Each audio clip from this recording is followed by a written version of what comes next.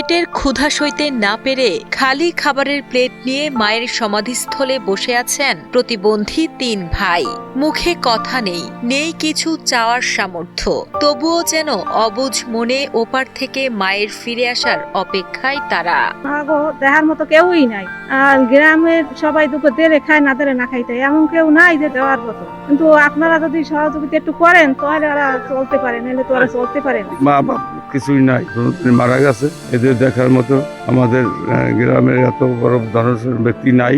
পটুয়াখালী বাউফল উপজেলার চাঁদকাঠি গ্রামের ৩ প্রতিবন্ধী ভাই রিপন দাস, সাধন দাস ও নিদু দাসের মা বাবা কেউ বেঁচে নেই। দেখার মতো নেই কোনো আপনজন। জন্ম থেকেই তারা নানা প্রতিবন্ধকতার শিকার। সাধন চোখে দেখেন না, আর রিপন ও নিদু বাক ও বুদ্ধি প্রতিবন্ধী। বছরখানেক আগে বাবা রতনচন্দ্র দাসের মৃত্যুর পর মা সরস্বতী রানী ছিলেন তাদের একমাত্র ছায়া।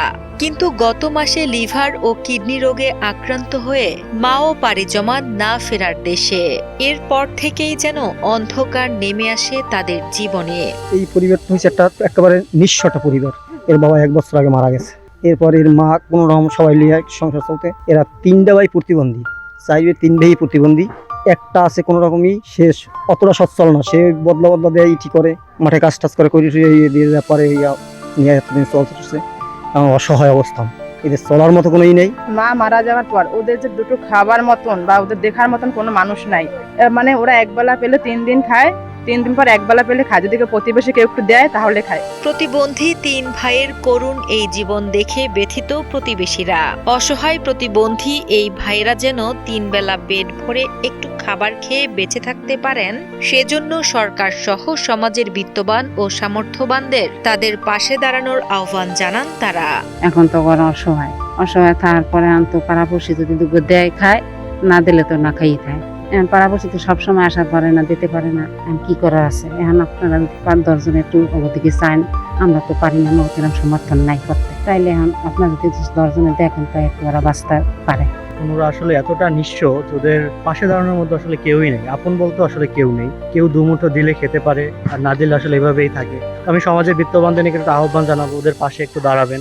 3 ভাইয়ের এই অসহায়ত্বের বিষয়ে উপজেলা নির্বাহী কর্মকর্তা সালে আহমেদ জানান, ইতিমধ্যে তিনি ব্যক্তিগতভাবে যোগাযোগ করে তাদের জন্য 50 কেজির চাল ও 10,000 টাকার অর্থ সহায়তা দিয়েছেন। এছাড়া পরিবারটির একমাত্র কর্মক্ষম ভাইয়ের জন্য একটি স্থায়ী কর্মসংস্থানের পরিকল্পনাও করছে প্রশাসন। আমরা 50 কেজি শুকনো বা খাবার যেটা বলে চাল দিয়েছি। পাশাপাশি জেলা প্রশাসন স্যারের পক্ষ থেকে আমরা 10,000 টাকা নগদ আর্থিক সহায়তা দিয়েছি এবং ডি স্যারের সাথে কথা বলেছি। স্যার আশ্বাস দিয়েছেন যে ভাইটা সুস্থ আছেন ওনাদের, সেই ভাইকে আমরা কিছু একটা করে দেয় যেটা উনি অ্যাভেল করে। হতে পারে সেটা কোনো ভ্যান গাড়ি, হতে পারে সেটা অটো, হতে পারে সেটা গরু, অথবা হতে পারে অন্য কিছু।